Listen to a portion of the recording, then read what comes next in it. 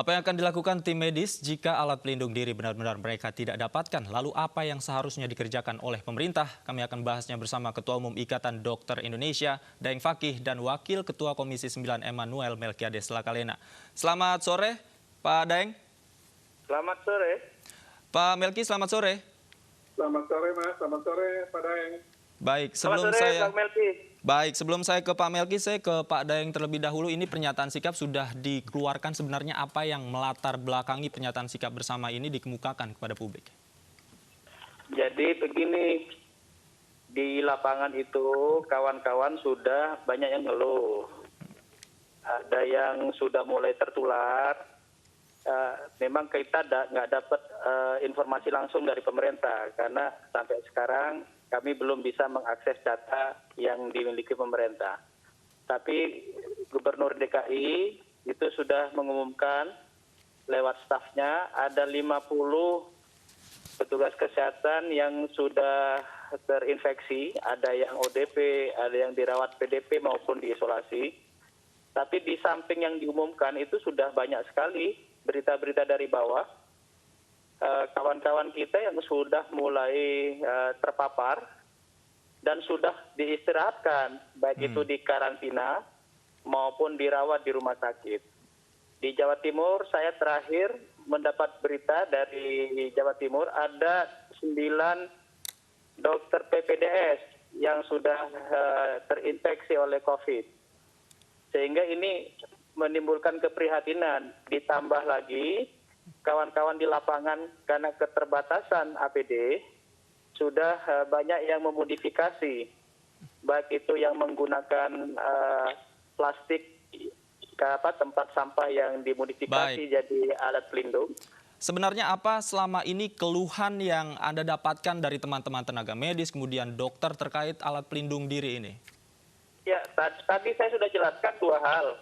Sudah banyak kawan yang sudah terinfeksi, diistirahatkan, sudah tidak ikut melayani lagi. Kemudian kawan-kawan sudah banyak memodifikasi karena keterbatasan APD yang ada. Yang kami takutkan adalah kalau terus jatuh korban di petugas kesehatan, kami khawatir petugas kesehatan yang terbatas dengan pasien yang terus bertambah banyak, itu akan menyebabkan kekomplekan pelayanan dalam merawat COVID-19 karena petugas kesehatan tambah berkurang. Baik, Bang Melki. Ya. Pak Melki, apa sebenarnya yang Anda lihat atau dari Komisi 9 lihat persoalan ini? Apakah hanya sebatas alat pelindung diri ataukah memang ada persoalan yang lainnya? Namun kembali di News Sore, pemirsa, kita lanjutkan diskusi kita. Pak Melki, tadi dari pantauan Anda atau dari pantauan Komisi 9 ini sebenarnya apa yang terjadi terkait kelangkaan APD ini? Seperti itu dari Dokter Daeng sampaikan, kami pertama juga memberikan apresiasi buat kerja teman-teman tenaga medis atau kesehatan yang sudah berjuang dengan kondisi serba terbatas saat ini. Sekaligus juga kita semua, seluruh bangsa harus prihatin dan belasungkawa yang sedalam-dalamnya bagi seluruh dokter, perawat, atau tenaga medis yang lain yang sudah meninggalkan kita semua karena perjuangan. Sebenarnya soal alat ini, alat pelindung diri dan berbagai perangkat ini, semestinya kalau diatur dengan baik, ada kebijakan yang bisa diambil sehingga tidak sampai membuat kerumitannya seperti sekarang ini. Kita kan tahu rumah sakit rujukan kita ada berapa. Ada berapa banyak pasien yang diurus di rumah sakit. Yang kedua juga, ya sebenarnya kalau kita hitung betul ada APD yang ada di kita ini kan sebenarnya pada tahap awal ini mestinya cukup untuk memenuhi kebutuhan minimal seluruh tempat kalau kita atur dengan baik.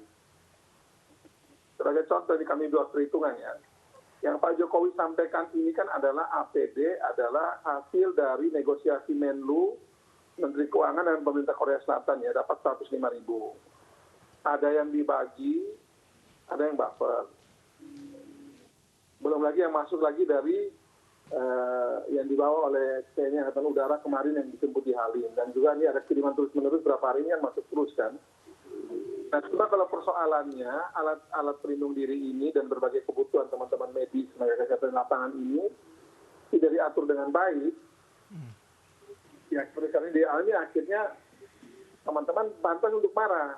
Saya bisa memahami keprihatinannya Pak Daeng ini, Dr. Daeng dan teman-teman ini, karena gimana kita suruh orang bertempur di lapangan, sementara alat tempurnya sendiri tidak memadai. Kan ini misi bunuh diri jadi.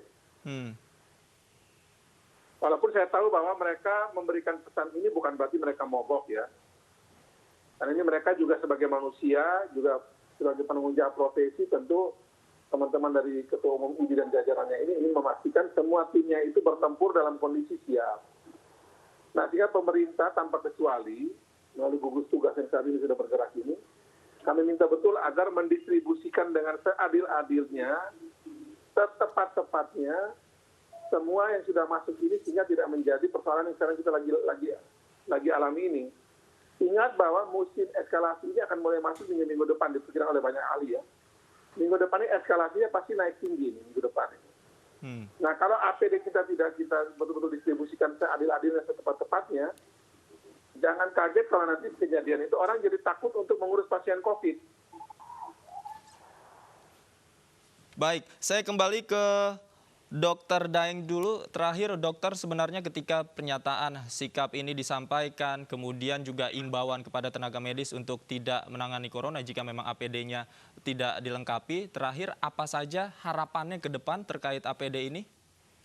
Ya, jadi yang kami pantau dari beberapa kawan, baik dari rumah sakit, pemerintah daerah, itu selain pemerintah pusat yang mengupayakan, pemerintah daerah dan rumah sakit masing-masing itu menyediakan dana untuk bisa membeli. Akan tetapi barang yang akan dibeli sekarang menjadi langka. Nah, ini yang mungkin dibantu oleh pemerintah, misalnya Menteri Perdagangan, Menteri Perindustrian, untuk betul-betul mengawasi perdagangan atau produksi berkaitan dengan APD supaya proses impor lebih gampang dan produksi dalam negeri kalau bisa tidak dijadikan barang ekspor sekarang, harus ditahan di Indonesia karena kebutuhan di Indonesia juga cukup banyak. Itu yang kami harapkan.